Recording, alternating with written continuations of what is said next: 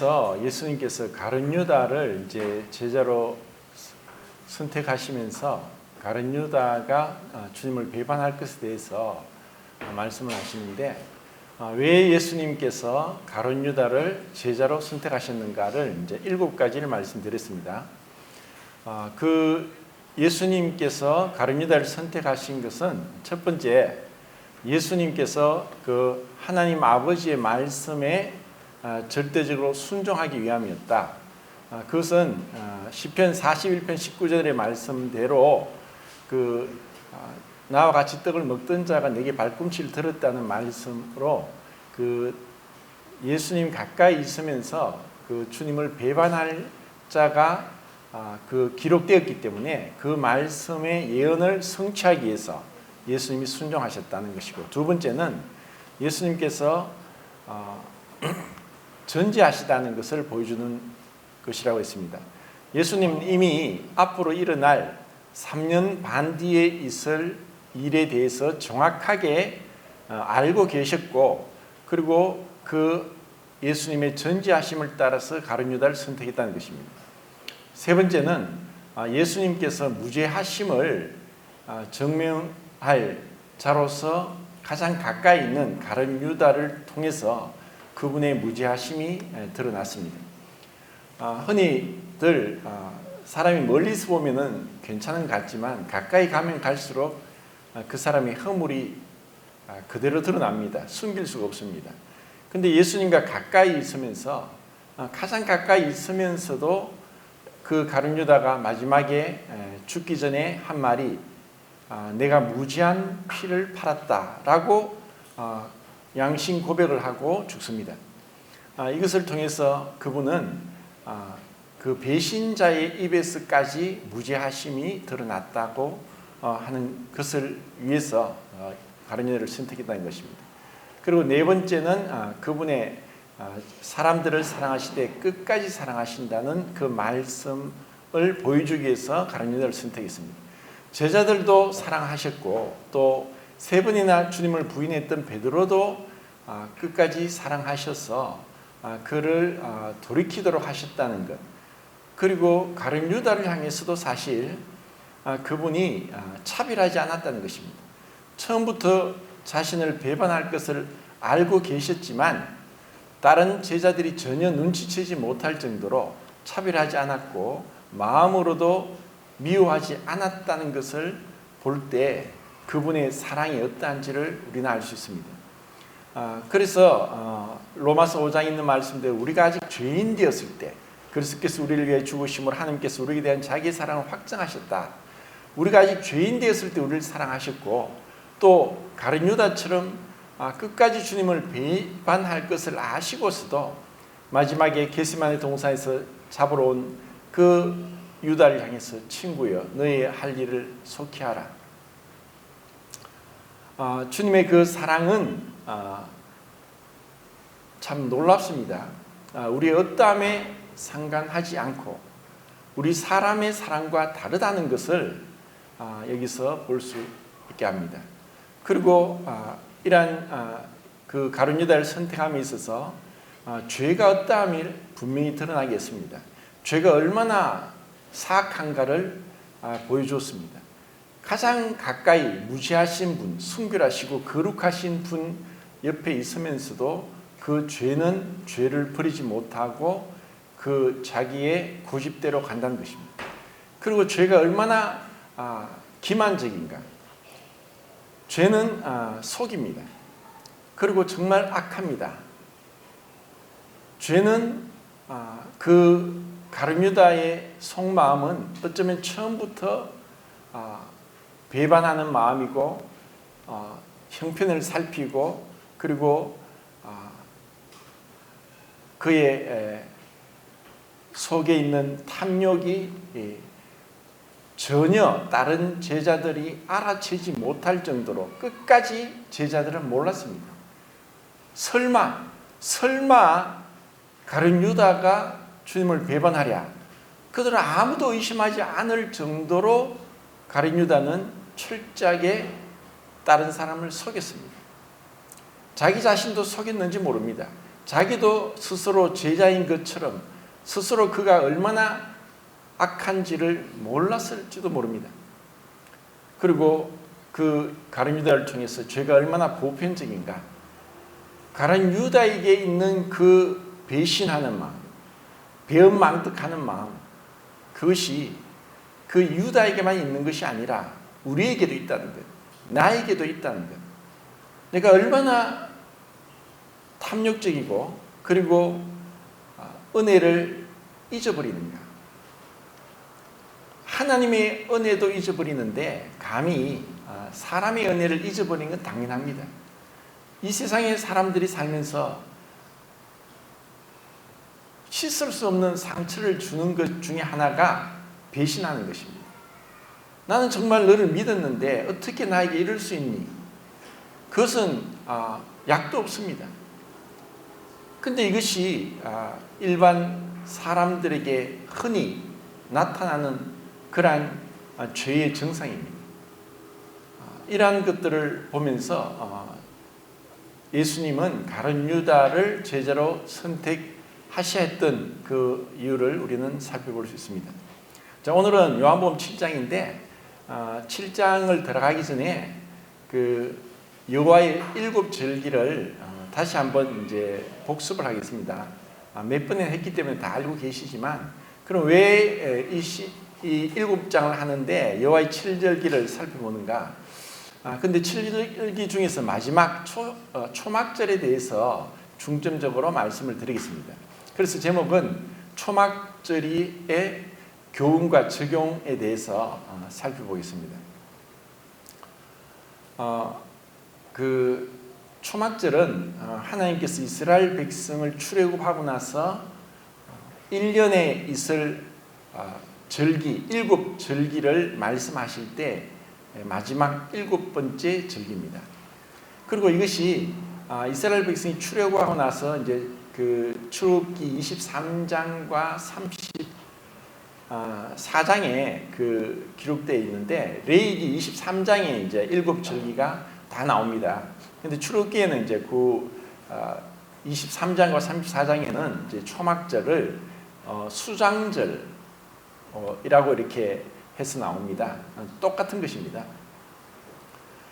그리고 그 이후에 초막절을 언제 나오냐 하면은 역대하 5장에 보면은 솔로몬이 그 초막절을 지킨 것에 대해서 나오고 있고, 그리고 바벨론 포로가 끝나고 나서 에스라서에서 그 초막절을 지킨 것이 나오고, 그리고 그때 선지자로 활동했던 스가랴 선지자가 초막절에 대해서 언급합니다.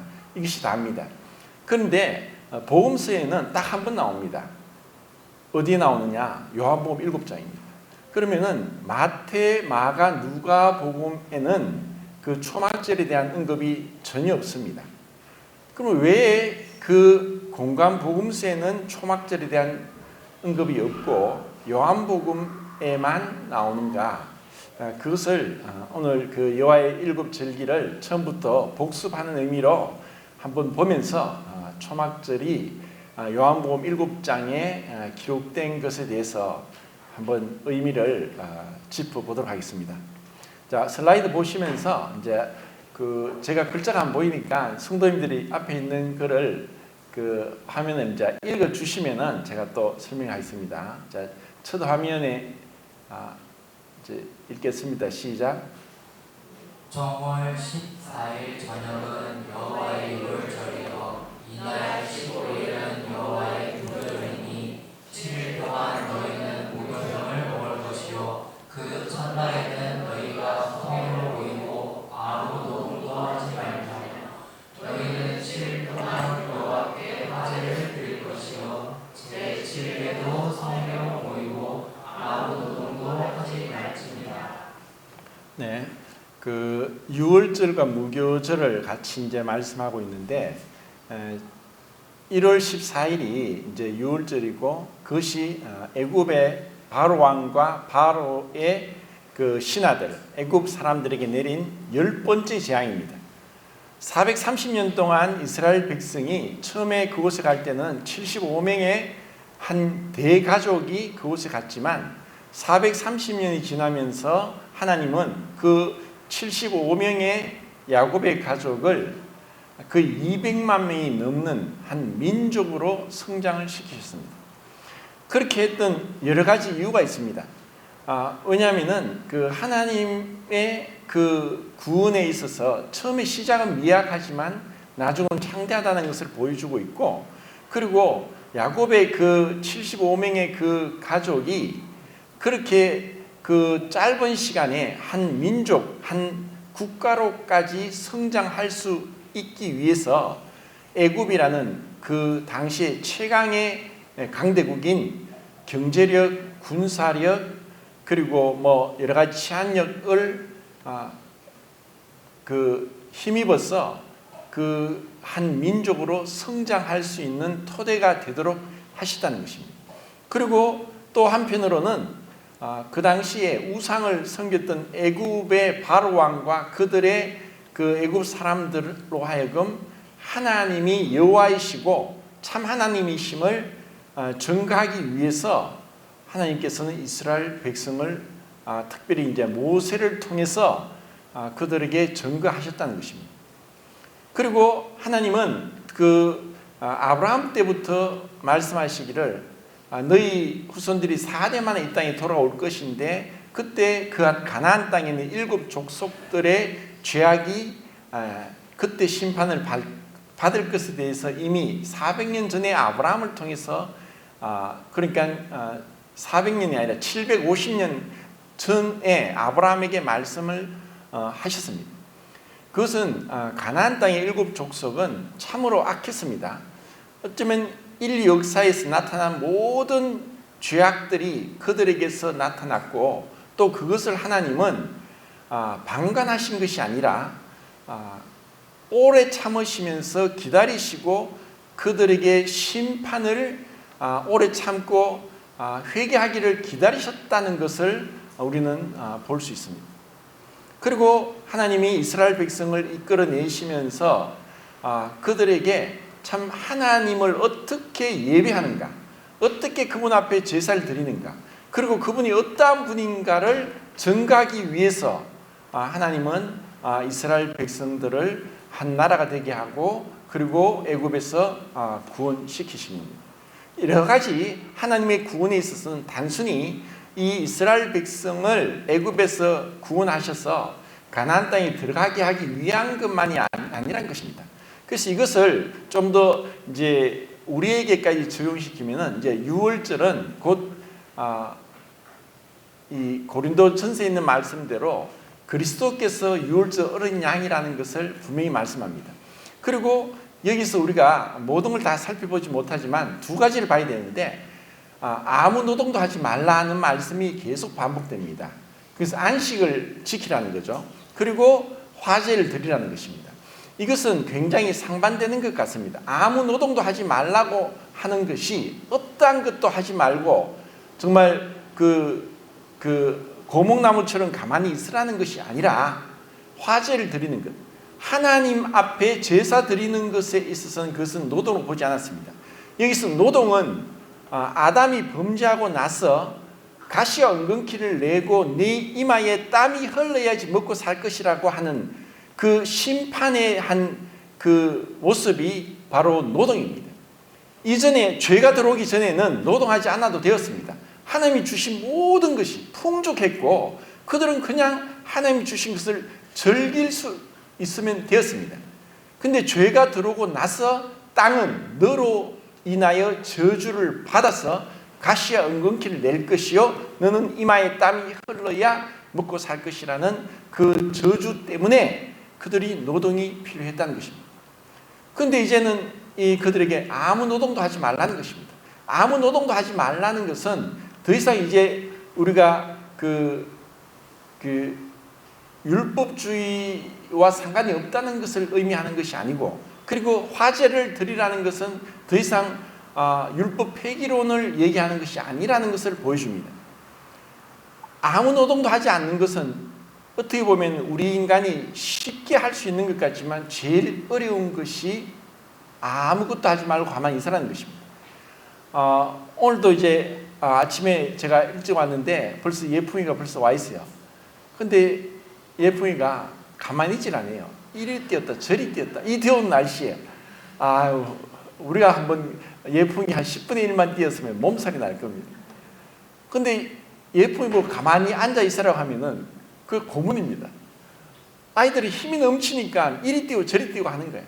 근데 사실 우리도 살아가면서 여러 가지 일들을 계획하고 또 그것을 즐기고 그렇게 하고 있습니다. 그래서 가만히 있는다는 것보다 더 어려운 게 없습니다. 가만히 있으라. 아무것도 하지 말라. 그러면 아무것도 하지 말라는 것은 하나님이 우리에게 무엇을 원하시는가? 우리의 생각을 원합니다. 그래서 영어로 생각을 think라고 하죠. 근데 거기서 이제 I를 A로 바꾸면 뭐가 됩니까? think 됩니다.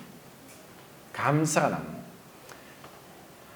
감사와 기쁨과 기도, 이 세 가지가 그리스도 예수 안에서 우리를 향한 하나님의 뜻이라고 데살로니가전서 5장에 나옵니다. 감사는 어디서 나오느냐? 우리의 생각에서 나옵니다. 기쁨은 우리의 감정에서 나오고 그 기도는 우리의 의지를 굴복시키는 데서 나옵니다. 그래서 우리의 지정의가 다 우리가 하나님께 드려지는 것입니다. 우리가 생각을 할 때 이스라엘 백성에게 하나님이 안식일날 아무것도 하지 말라고 한 것은 안식일에 대해서 네 번째 계명을 우리는 출애굽기 20장과 신명기 5장에서 각각 다르게 말씀하셨다고 제가 계속 강조했습니다. 출애굽기 20장에서 안식일을 명하시면서 왜 안식을 하느냐? 하나님이 일주일 6일 동안 천지를 창조하시고 일곱째 날 안식하셨기 때문에 안식하라는 것입니다. 그리고 두 번째, 광야를 40년 뒤에 그 모압 땅에서 가나안 땅을 바라보면서 신명기 5장에서 10계명을 말씀하실 때 다 똑같이 말씀하지만 네 번째 계명을 다르게 말씀하십니다. 네가 안식일을 지키는 이유는 애굽 땅 종되었던 것에서 구원되어서 안식한 것을 인해서 하나님께 감사하는 의미에서 안식일을 지키라고 했습니다. 이것은 명백하게 창조의 하나님과 구속의 하나님을 기억하고 감사하는 것입니다. 우리의 예배도 동일합니다. 창조의 하나님, 구속의 하나님. 그래서 아무 노동도 하지 말고 화제를 드리는 것. 그 화제는 제사의 방법 네 가지 중에 한 가지입니다. 제사의 방법은 화제, 요제, 거제, 전제가 있습니다. 제사의 종류는 5가지죠. 번제, 소제, 화목제, 속죄, 속건제. 근데 제사의 방법에 있어서 화제는 완전히 불태우는 것이고, 요제는 제물을 흔드는 것이고, 거제는 제물을 드는 것이고, 그리고 전제는 항상 다른 제사와 함께 마지막에 포도주나 그것을 붓는 것, 피를 붓는 것을 의미했습니다. 이렇게 하나님께 그 유월절을 드리는 것은 무엇을 의미하느냐? 자, 이 7절기는 이스라엘 백성들의 그 역사적인 그 긴 흐름 속에서도 이해되어야 되고, 우리 개인적인 그리스도인의 삶에서도 그대로 적용되어야 되고, 그리고 하나님께서 이 세상을 경륜하시는 그 관점에서 이 여호와의 절기는 정확하게 하나님이 이 7절기대로 이 세상을 다스리고 섭리하고 계신다는 것을 우리는 알 수 있습니다.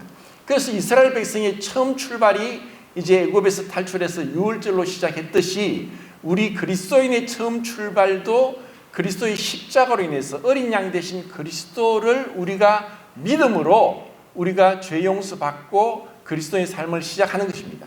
자, 그 밑에 말씀 읽겠습니다. 시작.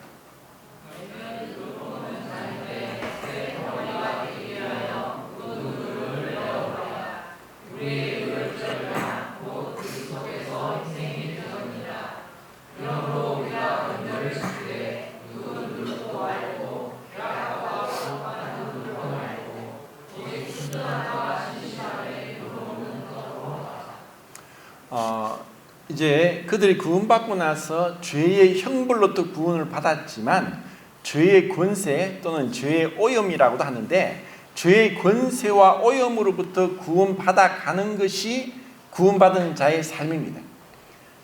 흔히 이제 죄의 형벌만 생각하면은 더 이상 우리는 심판받지 않는다라고 라고 하는 것은 맞습니다. 그런데 죄의 권세와 죄의 오염은 여전히 있습니다. 이것은 쉽게 얘기해서 목욕은 했지만 발은 더러워지는 것처럼 우리는 발을 씻을 필요가 있고, 이것을 우리는 무교절, 누룩이 없는 떡을 먹으면서 일주일을 지내는데, 일주일은 1월 이제 15일부터 해서 21일까지, 그렇게 일주일은 우리의 모든 삶이 그렇게 누룩으로부터 벗어나고 그것의 영향을 받지 않도록 하는 것이 무교절의 의미입니다. 누룩은 성경에, 구약 성경에 한 26번 정도 나오는데, 누룩은 항상 죄를 상징하고, 또 신약 성경에서도 예수님이 세 가지 누룩을 말씀했습니다. 헤롯의 누룩, 바리새인의 누룩, 사두개인의 누룩. 자, 그래서 세 가지죠. 그래서 바리새인 누룩은 그 외식에 대해서 경고한 것이고, 사두개인의 누룩은 그 인본주의에 대해서 경고한 것이고, 그리고 헤롯의 누룩은 세속주의에 대해서 경고한 것입니다. 이 누룩은 항상 그 죄를 상징하는데, 이 누룩으로부터 멀리하라. 이것이 이제 이스라엘 백성에게 주어진 명령이고 우리에게 주어진 명령입니다. 자, 이것은 이제 누룩은 나중에 또 오순절에 대해서 나오니까 그때 또 말씀드리겠습니다. 이제 첫 번째 슬라이드 끝났습니까? 예, 두 번째 슬라이드 이제 읽겠습니다. 시작.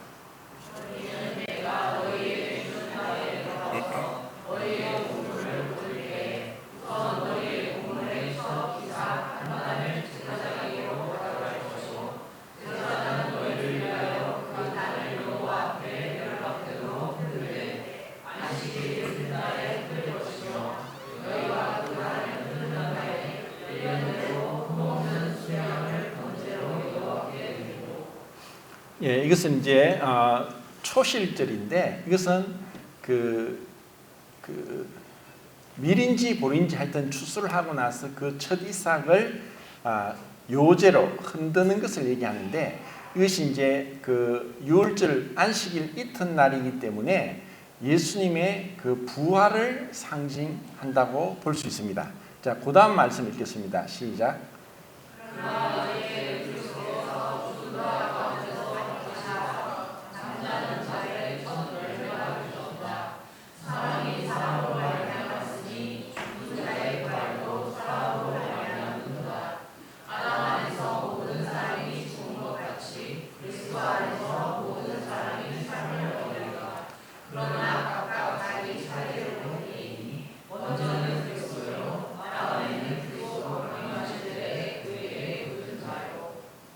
네, 그 초실절은 이제 1월 날짜로 보면 이제 유대 종교리고 1월 16일인데, 그때 이 곡식단을 흔들면서 이제 하나님 앞에 이제 제사를 드리는데, 이것이 예수님의 부활을 상징하고, 그리고 죽은 자 가운데서 처음으로 부활하신 분, 그 예수님을 인해서 우리도 예수님처럼 그리스도 안에서 구원받음으로 인해서 예수님의 부활과 동등하게 우리도 육체의 부활을 입게 될 것에 대해서 말씀하고 있는 것입니다. 이것은 다만 우리의 영혼이 구원받는 것이 아니라 이 몸이 구속을 받는 것은 지금은 아니지만 그 몸의 구속 받을 것을 우리는 기다리고 있습니다. 주님이 오실 때, 그때 우리는 주님처럼 부활의 몸, 신령한 몸, 영의 몸, 하늘에 속한 몸을 입게 될 것입니다. 그런데 그것이 몸인데, 지금 우리가 있는 이 땅에 속한 몸, 썩어질 몸, 연약한 몸, 또 치욕적인 몸이 아니라 영광스럽고 거룩하고 더 이상 죄를 범하지 않는 완전한 주님과 같은 모습으로 변화될 것에 대해서 우리는 소망하게 됩니다. 이것이 우리에게 이것보다 더 큰 소망은 없다는 것입니다. 그리고 하나님은 영이신 분이신데, 영이신 하나님이 육체를 입고 성육신 하심으로 인해서 그분이 다만 우리의 죄를 위한 속죄 제물이만 되시기 위할 뿐 아니라, 그분이 부활하심으로 이제 우리에게 부활의 몸, 영의 몸을 입히기 위해서 주님이 성육신 하셨다는 것입니다. 이것이 우리의 완전한 구원으로 이제 천국에서 이루어지게 될 것입니다. 그리고 그 부활의 몸은 마치 천사들처럼 잠을 자지 않아도 되고 배고픔도 모르고 피곤함도 모르고 연약함도 없고 이런 인간이 가지고 있는 이 한계를 모두가 초월한 하나님이 궁극적으로 우리에게 주고자 하셨던 그 완전한 구원이 우리의 부활의 몸으로 완성될 것입니다. 이것을 소망하게 됩니다. 이제 다음 슬라이드 다음이죠? 예, 다음 읽겠습니다. 시작. 안식일 이튿날 곧 너희가 유대로 다닐 각종날부터 세워서 7일 안식일에 수요를 채우고 제7일 안식일 이튿날까지 합 50일을 계속하여 새 소재를 여호와께 드리되 너희 조서에서 내가 10분이로 만드는 떡불을 가져다가 흔들지니 이는 고우하게 누룩을 넣어서 누릴 것이요 이는 첫 유제로 여호와께 드리는 것이며. 그 앞에서는 이제 누룩이 없이 무교절 일주일 동안 이제 무교병을 먹을 것이요 했던 것은 이스라엘 백성이 이제 6월절 밤에 급히 나오면서 그 반죽한 그 떡이 그 발효가 되기 전에 일찍 나오게 했다는 그런 급하게 그 애굽을 탈출했다는 의미도 있지만 누룩이 죄를 상징하기 때문에 죄가 없는 것을 얘기했는데 오순절에는 누룩이 있는 떡 2덩이를 하나님께 드리라고 했습니다. 그래서 여기서 오순절은 7안식일, 오순할 때 순자가 열을 의미하는 순자인데 그 7안식일이니까 49일 뒤에 다음 날이니까 50일째입니다. 이것은 안식일, 초실절부터 안식 후 이튿날 초실절부터 49일째 다음 날 50일째 되는 오순절날 그들이 그 누룩이 든 떡 2덩이를 하나님께 드렸습니다. 이것은 이제 날짜로 보면 3월 6일이 되는데 이것을 우리는 그 사도행전 2장에서 교회의 탄생으로 우리는 분별합니다. 교회가 탄생되었고 하나님으로부터 그 시작된 그 교회가 누룩이 들은 떡을 드렸다는 것은 우리는 하나님의 은혜로 구원 받았지만 우리의 신분은 의로워졌고 거룩해졌지만 우리의 상태는 여전히 죄가 있다는 것이고 또 교회가 거룩하고 그리스도의 신부이고 또 온전하지만 이 교회가 주님 오실 때까지는 이런 죄가 있다는 것을 의미합니다. 이것은 교회 안에 가라지가 양의 탈을 쓰고 온 이리가 있는 거짓 형제도 있다는 의미이고 그리고 구원받은 그리스도인들에게 있어서도 이런 죄가 있다는 것을 우리에게 보여주고 있다는 것입니다. 이것은 이제 교회가 시작되면서 그 하나님께서 이제 그 이스라엘의 유대인과 이방인이 철저히 구분되었던 것이 교회 안에서 하나가 되는 이것은 에베소서에서 분명히 말씀했습니다. 중간에 막힌 담을 허시고 그 둘이 원수되었던 것을 하나가 되게 하셨다는 이 놀라운 이 하나가 된 이 복음으로서 그리스도로 인해서 교회는 더 이상 유대인과 이방의 구분이 없다는 것을 우리에게 보여줍니다. 자, 그 다음 읽겠습니다. 시작.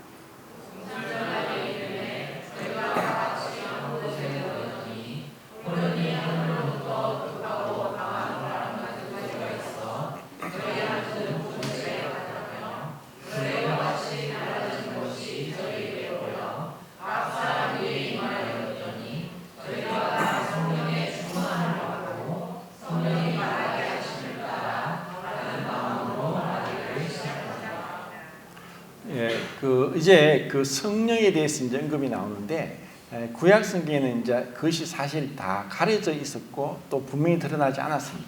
그런데 이제 성령에 대한 것을 신약 성경에서는 다섯 가지로 상징적으로 표현한 게 있습니다. 그게 뭐냐면 물, 불, 바람, 기름, 비둘기. 자, 그것은 상징인데 성령님은 하나님이시기 때문에 우리가 어떻게 표현을 하기가 쉽지 않고 제한을 할 수가 없습니다. 그래서 이 다섯 가지로 그분을 상징적으로 그분을 나타내는데 물은 깨끗하게 씻기 위해서 물이 필요하듯이 성령님 우리를 깨끗하게 합니다. 불은 여기서 불의 혀같이 사람에게 임했다고 하는데 그것은 능력을 의미하기도 하고 또 불로서 정결하게 하는 의미도 의미합니다. 바람도 능력을 의미합니다. 그리고 비둘기 같이라고 했을 때 그것은 평화를 의미하고 하나님과 원수되었던 자가 이제 하나님과 화평하게 됐다는 것을 의미하기도 하고, 그리고 기름은 연합을 의미합니다. 기름을 성령님으로 표현한 것은 죄는 분리시키는 것입니다. 하나님과 인간을 분리시켰고 사람과 사람 사이를 분리시켰는데 그 기름으로 인해서 유화되고 연합되고 하나되고 친밀해지는 이러한 의미로 기름으로 표현을 합니다. 이렇게 해서 이제 교회가 탄생이 됩니다. 이것이 이제 오순절이고, 그리고 나서 이 여호와의 일곱 절기가 4개월 동안 침묵합니다. 4개월 동안 침묵하고 나팔절이 나타나는데 그 4개월은 지금 성령이 오셔서 교회 시대가 지속되는 지금의 시대라고 볼 수 있습니다. 그리고 언젠가 나팔절로 인해서, 나팔은 이스라엘 백성이 이제 광야에서 행진할 때 한 번 불고 두 번 불고 길게 불고 짧게 불고에 따라서 행진하고 멈추고 이렇게 이제 그들이 행진을 그 수많은 200만 명 된 사람들을 인도했던 그것이 나팔입니다. 양의 뿔로 만든 양각이라고 하는데 그 뿔로서 이제 길게 이제 불었습니다. 이렇게 이제 나팔절은 이스라엘 백성을 모으는 것이기도 하고 또 우리 그리스도인들을 하나님께서 부르시는 것으로도 우리는 볼 수 있습니다. 자, 나팔절. 자, 그 다음 말씀 읽겠습니다. 시작. 여호와께서 모세에게 명령하시되 이스라엘 자손에게 말하여 이르라. 10월 곧 그 달 1일로 안식일을 삼을지니 이는 나팔을 불어 기념하여 성회와 아무 노동도 하지 말고 여호와께 제사를 드리시리라.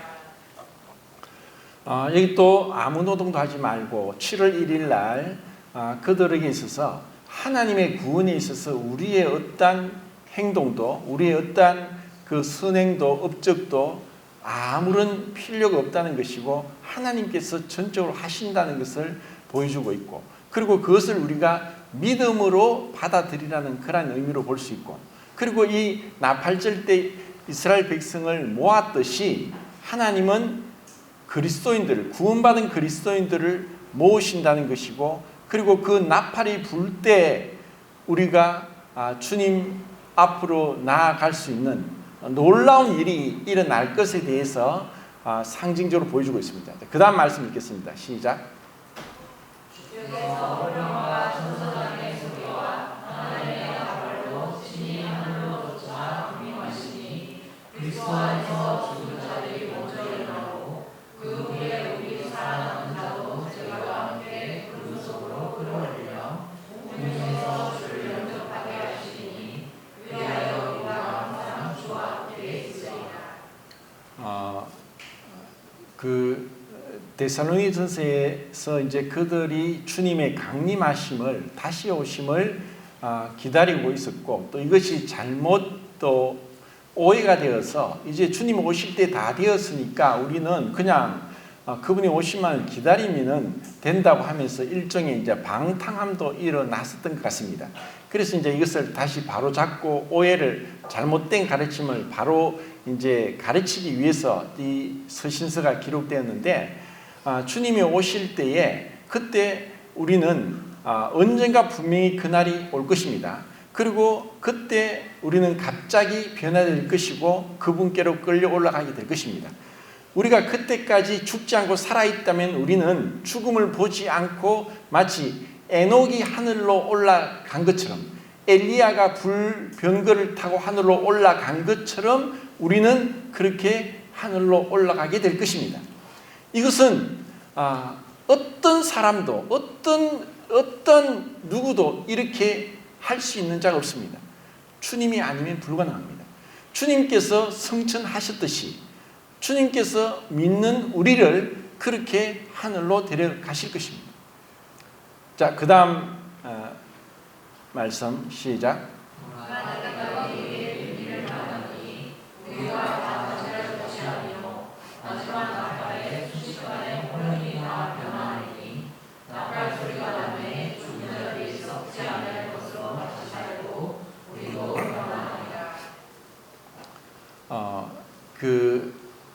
우리가 구원 받았음에도 불구하고 우리의 육체는 썩음을 당하게 됩니다.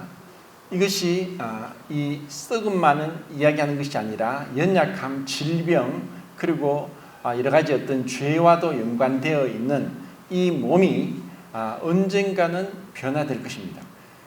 흔히 우리는 하늘에 나는 그 나비나 잠자리 보면 얼마나 그 비행이 아름답습니까? 그런데 그 나비와 잠자리는 그 전에 애벌레 상태로 있었습니다.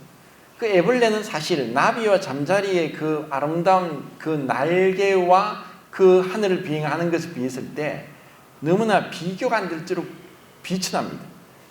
마치 우리도 그와 같습니다. 우리가 지금 구원받았음에도 불구하고 여전히 연약함이 있고 또 죄악이 있고 또 우리는 이 썩어질 몸, 죽을 몸을 입고 살아가고 있지만 언젠가 우리는 주님처럼 변화될 것에 대한 소망이 곧 나팔절이고 또 이스라엘 백성들이 다시 온 세계로 흩어졌다가 다시 모아지는 것입니다. 분명히 1948년도에 5월 15일에 그들이 팔레스타인으로 모여들어서 나라를 건국했지만 아직까지 그 팔레스타인에 있는 사람의 똑같은 수가 전 세계에 흩어져 있습니다. 그들이 다시 모아질 것입니다. 자, 그 다음 슬라이드 읽겠습니다. 시작.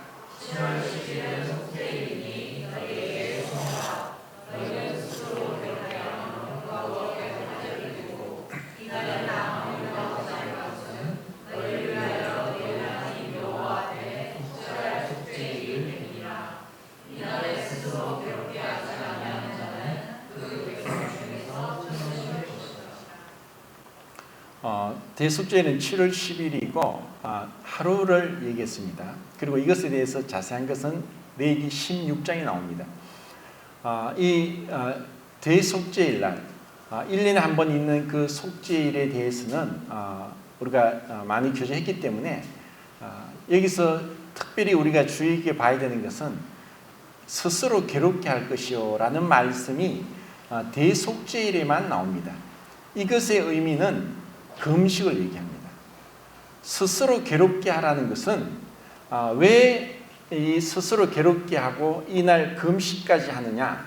그것이 바로 예수님께서 우리의 모든 죄를 용서하실 뿐 아니라 또 이스라엘의 백성들의 죄를 용서하고 회개시키는 것이 바로 이 대속죄일을 의미하는 것입니다. 이스라엘 백성들이 어떻게 왜 그들이 예수님을 십자가에 못 박았고 그리고 2000년 동안 나라 없이 온 세계를 흩어졌고 모든 민족으로부터 온갖 박해를 핍박을 받아왔었던 그 모든 그들의 서러움과 그들의 고난이 그 대속죄일 날 깨끗하게 씻겨지고 용서되는 그것이 앞으로 오게 될 7년 환란 이후에 있을 이스라엘의 다시 돌아오는 겁니다. 그러고 나서 이제 그 다음 말씀 읽겠습니다. 시작.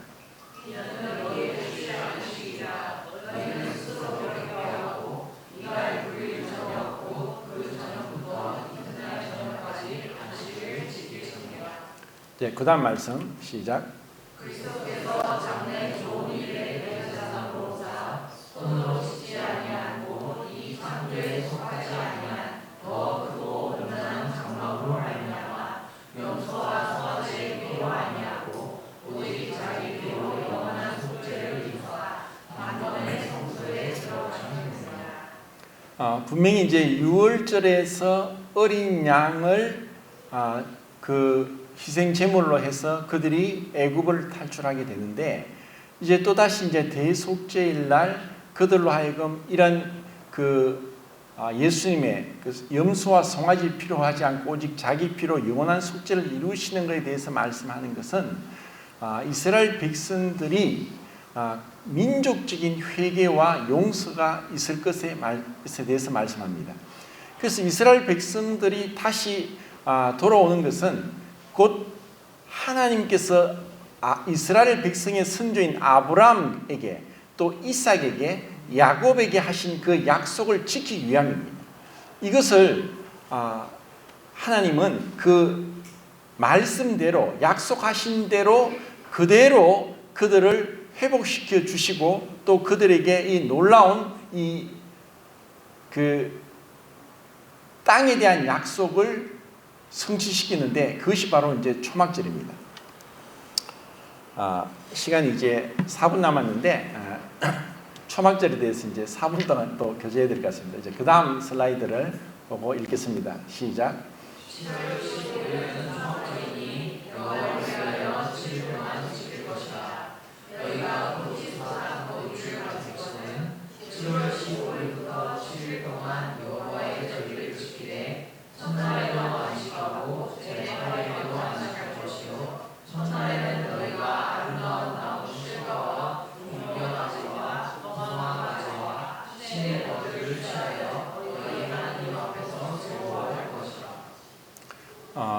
이제 초막절에는 이전과는 다르게 절구할 것이요 라고 이렇게 말씀했고, 그리고 이전의 모든 절기들은 하루 아니면은 일주일 단위로 계속 반복되었습니다. 그런데 초막절에는 며칠이죠? 며칠요? 8일. 8일. 자, 전에도 제가 말씀드렸는데 8이 상징하는 의미가 뭐라고 있습니까? 부활. 노아 방주 8명이 탔죠. 그래서 이제 8째 날이라고 3번 나온다고 했습니다. 레위기 9장의 제사장 위임식 때 8째 날 위임식 제사를 드리는 것, 그리고 13장에 레위 13장에 문둥병자를 정결케 할 때 8째 날에 정결케 하는 것, 그리고 레위 23장에 초막절 8째 날에 그들이 절구하고 하나님께 제사를 드리는 것, 이렇게 해서 8째 날이 3번 나오는데 이것은 명확하게 부활에 대한 상징이고 이스라엘이 완전히 회복되는 것이고 또 그들이 이제 그 천년왕국에 들어가는 것을 의미하는 것이고, 그리고 우리에게는 천년왕국 동안 이 땅을 다스리는 것이고 더 넓게는 영원한 천국에 대한 상징입니다.